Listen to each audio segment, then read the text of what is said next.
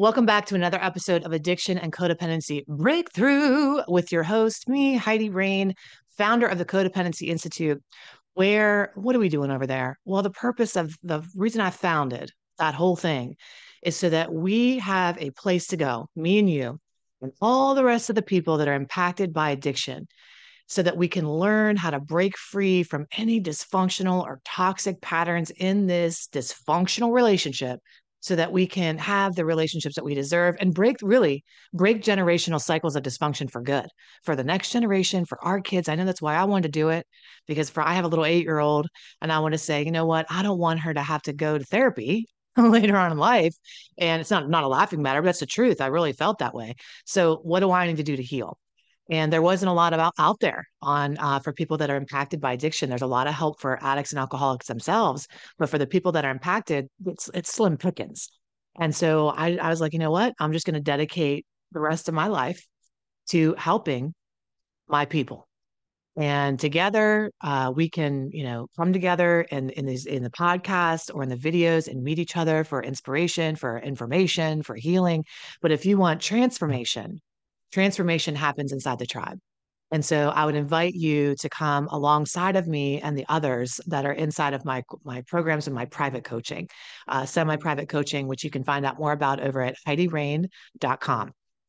Now, today we're going to get into one of the most important ingredients in any kind of healthy, not like for us, it's not like we're just like, you know what, I want an amazing relationship. I want to like shoot for the stars and like we have these visions of grandeur. It's like we just want our shit to be healthy, So it's like we're starting where some people take for granted even. A lot of the people that I help, we don't even know what normal is anymore. Either we grew up in some kind of a shit show where we're like, you know what, I don't know, that seems right to me, or we do the comparison thing where like we're with functioning addicts or alcoholics, so it's just not that bad. It's not that bad as like other people. They're not really that bad. It could be so much worse. I grew up in so much worse, and my husband or my wife is just better than that. So our barometer for bullshit gets lower and lower, and our thermometer for pain keeps increasing, the amount of pain that we can take. So I'm here to just like help you not just know what healthy is and what normal is, but to actually increase the standards in your life that you have let yourself actually, not even knowing like a frog is boiling on the stove. How do you boil a frog? That's so gross. But you just turn up the heat a little tiny bit. And then the frog, before it knows it, is dead. It's like, oh, but it doesn't realize it's on fire because the heat keeps getting turned up little by little. And that's how gaslighting happens too. There's a movie, Gaslight, where this whole term came out from. And basically, he didn't make her think she was crazy, like out of the rip by doing something like off the top. The way he actually made her feel like she was going insane is by messing with the gas lights. The lights were controlled by gas. So he would like turn down the lights a little by little every single day. And she would be like, "Is it dimmer in here?" And he'd be like, "I don't know what you're talking about. You're going crazy." Now, over time, he convinced her that she was going crazy just by turning down the lights, the gaslight a little each time. And so that's what happens in our relationships is we get subjected to the circus, and then the clowns don't look so crazy after a while. So one of the most important ingredients that we can have in a beautiful relationship, not just healthy, is intimacy. Now, did you see the movie? Oh my God, who was that guy who did like um all of the God from Saturday Night Live, like Wayne's World, that guy? He did, I think it was him who did the intimacy thing where the guru, where he was like, into me I see is intimacy. And there's like spiritual coaches around the world that actually took that and used that in their coaching. But yes, intimacy, into me I see, but we don't think of it that way in our culture. We think of it as like intimacy, into me you see. And really we don't think intimacy is intimacy, it's intimacy. But I'm going to talk about it today as if it was that desire, that into me you see, because at the end of the day, isn't that what you really want? Isn't it that you just want to be seen, to be valued, to be heard, to be picked? to be wanted, to love and be loved the way you love other people, for them to love you that way, for somebody to care as much about you as you care for everybody else. That's really what you want, right? So how do we have that level of intimacy in our relationships? Well, I made another video last time on how to have healthy communication in your relationship. And if you want to check out that, you can find the podcast, or I'll link the video here so that you can see that as well. I wish I could make a note of what time it is so I can figure out how to do that. But anyhow, I'll put it in here for you. So just like that ingredient list, we're going to talk about the ingredient list for intimacy or intimacy in your relationship. And the very first thing you have to be able to have that level of seenness is presence. I need to be here now. And so do you, meaning I need to be embodied in this moment. So, what are you doing right now? Are you on a walk? Are you on the treadmill? Are you having me in your earbuds? Are you listening to the podcast while you're doing the dishes at night and the house is kind of quiet? Are you watching these videos like binge watching and now you're at your fifth one for the day and you're in your bed and you're all cozy and you got your fuzzy socks on and things pulled up? In order for you to be hearing me right now, you have to be here in the present moment, which means there is some level of safety already. And this is so important. I don't want this to be underestimated, this first point, because don't miss the simplicity for the depth. This is wisdom here. Okay. And we miss this all the time because we think, well, of course I'm here. Of course I'm here. But we can be here physically and not here mentally, emotionally, or spiritually, or financially, or what have you. And we could be distracted and pulled in a million different directions, right? I have people all the time that reach out to me and want to have a consultation. On my website, you can do self-study courses for addiction in the family, or you can do codependency courses for self-study or boundary courses and things like that. Or you can come into semi-private coaching and join the family and come into the tribe. That's an investment for people. All right. And I do that for a reason. It's an investment for a reason. Let me explain to you what I mean and why. Sometimes I get people that come to me and they say things like, I really want to join your program. I really want to come in, but my spouse is controlling all the money and I don't have access to the funds and we're like barely keeping alive and we don't have the lights on and we're worried from one minute to the next that they're going to relapse and our money's going to go away. And I lovingly have to tell them that this is not the time for me to help you. And why is that? Is that because I want more money? Is that because I want them to spend more? It's because psychologically, if somebody's coming into the program and they're worried about paying their mortgage or they're worried about feeding the kids, they are not at the level of presence required by the safe environment for them to invest in themselves psychologically. Okay. It's one of the questions on my questionnaire. Are you in a place to invest in yourself? So here's the rub. If you are in a situation that you're in a toxic relationship and you want intimacy and you're with somebody who's out to lunch and they're causing financial havoc and chaos in your life, that is the wrong problem to be focused on. Intimacy is the wrong thing to be looking at. If you're with the partner that's like has you up in arms from one minute to the next of not knowing which end is up or what's happening, you're not ready to do this level of work. You first need to get yourself secured, financially stable so that you can have more choices in your life. So what do I do with those people? I direct them to take the money that they would have invested with me and work on their own financial stability. Start working on going to Al-Anon meetings or adult alternative alcoholics meetings, the free resources, watch my videos, that's a ministry. But we're not ready to solve that higher quality problem of intimacy if we don't have the other problem solved of financial stability. This has to come first. Okay.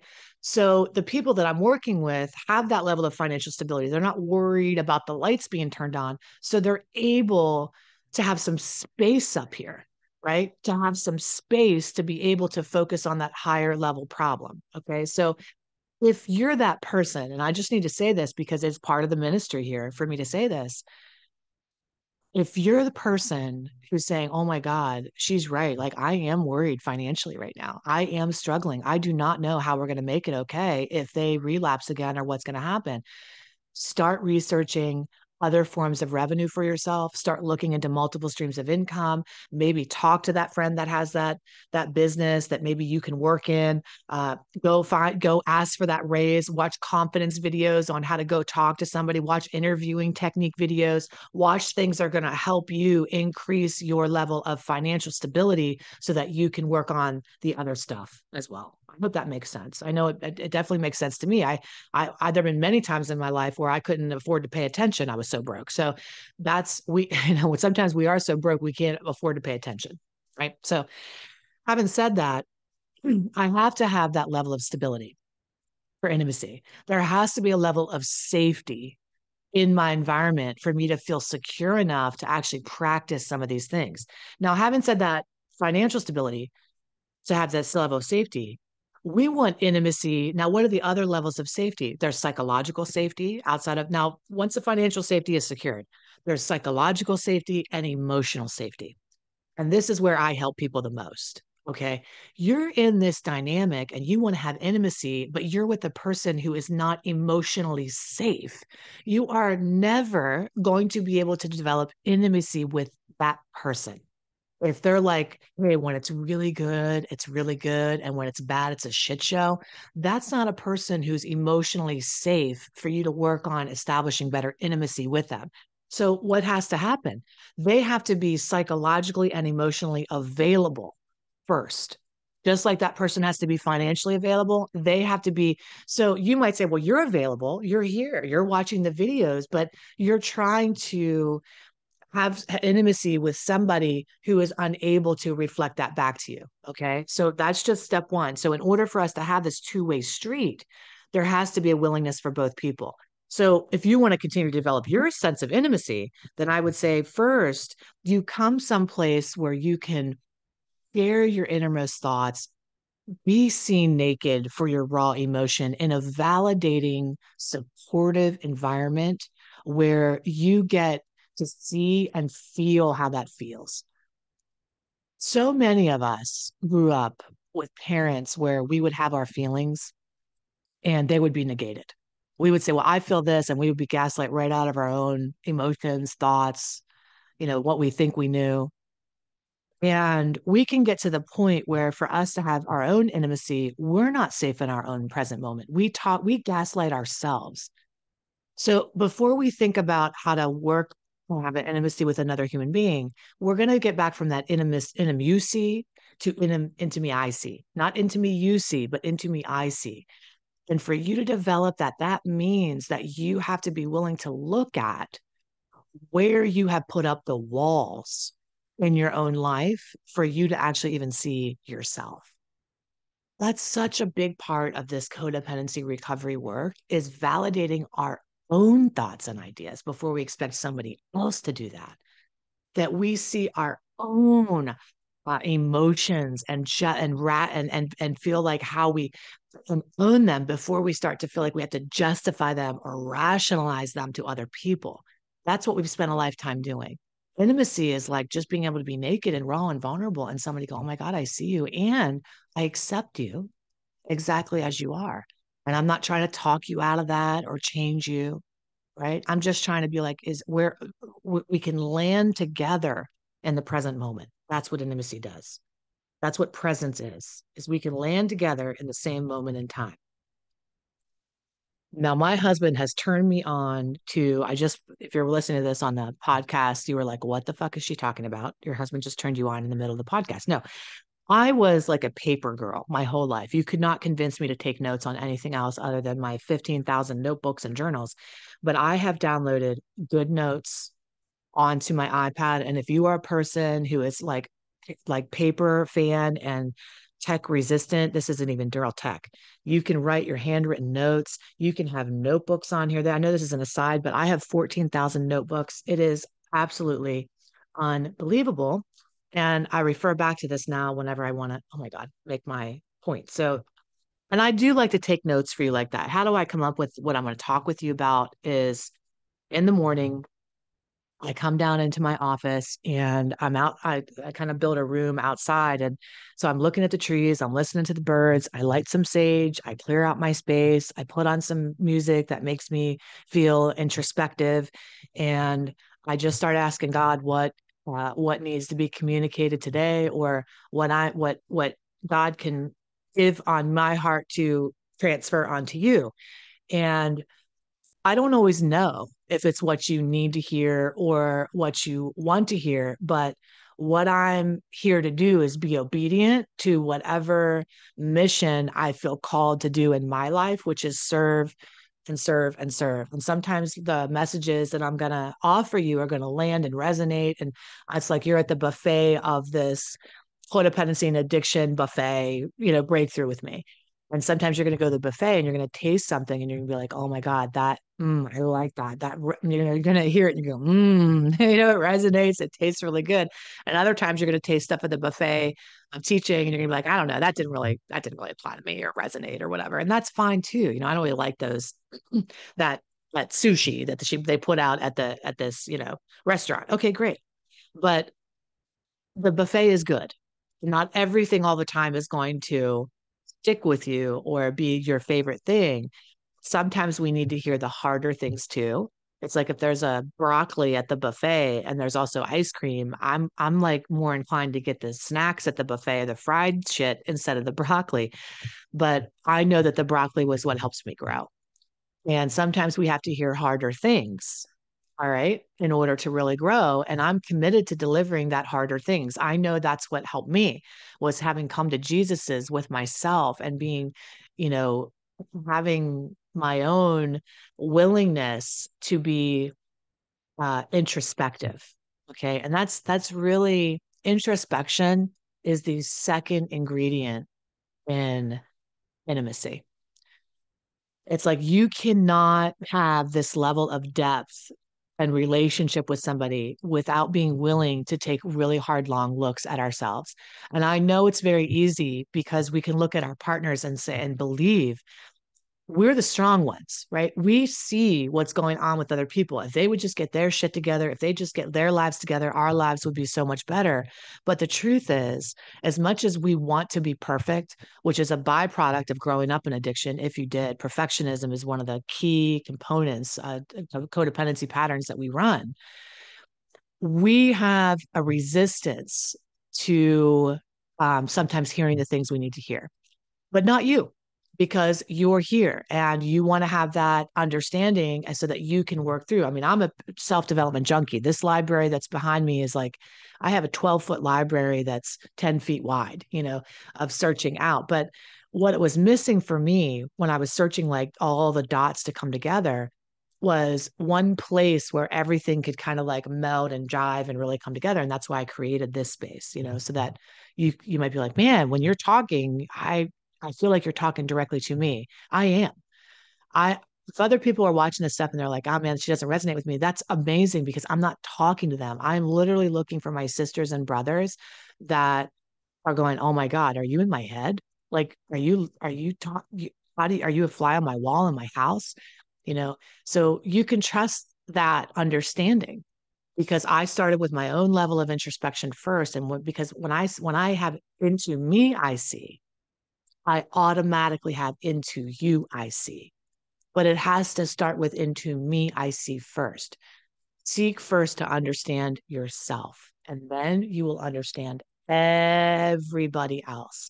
So there requires a level of introspection, a fierce commitment to go deep within yourself to uncover your own hidden patterns, ideas, and concepts that got implanted from having being exposed to addiction or a tough upbringing or a complicated family dynamic or a dysfunctional family and see what I call that the shrapnel, how that shrapnel has impacted your life and how it's impacting your decision of your partners you're choosing, the relationships you're tolerating, the structures you enable at work, or the entrepreneurship journey that you're taking, and how you're undercharging.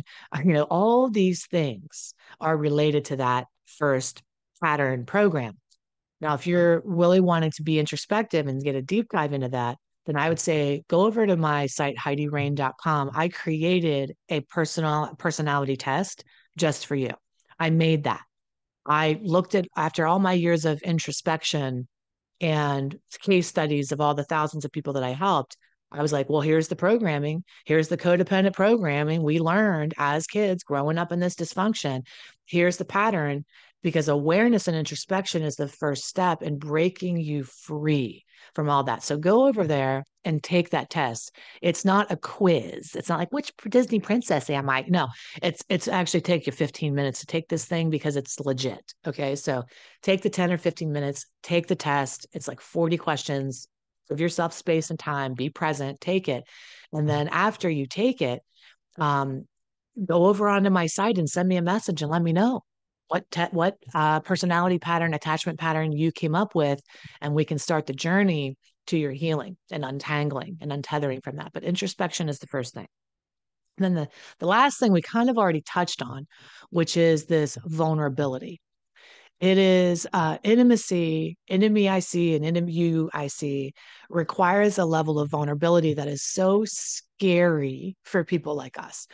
Most of us have built our lives on protecting ourselves.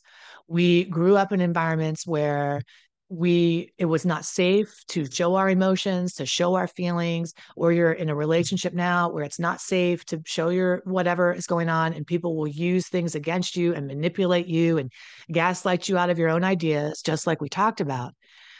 So, in order to cultivate, I mean, I know for me, because I had so much like mom trauma, my mom was really just abusive and narcissistic and borderline and loved me and hated me. And I didn't feel safe with her from one minute to the next. I just didn't. I didn't know if she loved me or hated me, and I could never tell. And I was always trying to be who I needed to be so that she would like be okay. And and so that dynamic created in me a real distrust in actually women in general, where I had a real problem actually opening up to women, trusting women. I found it easier to be in relationship with men, found it much easier to have friends that were guys, because it just like I didn't have the drama, you know what I mean? So it was like, which is a lie. Men are just as dramatic once you like really let yourself be attracted to men, because a lot of men are very feeling, and the healthy men are actually just as emotional. It's the unhealthy men that are shut down and like Alcatraz. Anyhow, I was just attracting men like me. So this level of vulnerability takes time to cultivate. And how you cultivate it is you actually get into a safe environment. And I really don't want to underestimate the value of you trusting me. I know if you're finding me, it's taking you a lot to like even find someone, right, that you actually feel like gets it. I know for me, it took me so long just to even find anybody who like thought the way that, honest goodness, that's why I created my programs, that people can come in, because it's even hard for me to cultivate real deep friendships with my people unless I find my people. You know what I mean? Like, oh yeah, you grew up in shit, but you're successful, and man, but you still have these other ideas, or you have imposter syndrome too. All the things that we have when we grow up tough, become successful, and then still have issues that are kind of unresolved. So the way to really get around that is to think about coming inside of one of these semi-private group containers that we have, which is really going to help you to learn, oh my God, I can trust these other people. I can open up in a room full of people just like me, and I can feel so seen. Not only am I getting the intimacy I see in this group dynamic and inside of this program, but I'm getting the intimacy you see, and we're all seeing each other and we're all seeing ourselves. I mean, I literally, it makes my hair stand up how valuable it is to find your people, right? So I just want to say, hi, sister. Hi, brother. I am so glad that you're here. I'm so glad you found me. It is not by accident. This is a big universe. And I feel like, because I spend my mornings, God really is my business partner here, right? That I spend my mornings asking God to open up an idea or something that needs to be heard, that God will put it right in front of you. How did you find this podcast today? How did you find this video today? probably in an odd way, right? Unless you've been here before. And then I say, welcome home. It's good to see you again. So if I keep showing up for you, or if you've just found me, there's a reason. And I want to encourage you to reach out and say hello. Let me know you're here. Let's start to get to know each other. You can go over to Heidi Rain and take that personality assessment that I made for you. And that'll be like a really good first step to kind of see where you're at in the process. But I'm just so glad you're here. I really look forward to cultivating a relationship with you, going deep with you so that we can have intimacy I see and intimacy you see. I love you so much. Take excellent care of yourself, and I'll see you really soon. Bye bye.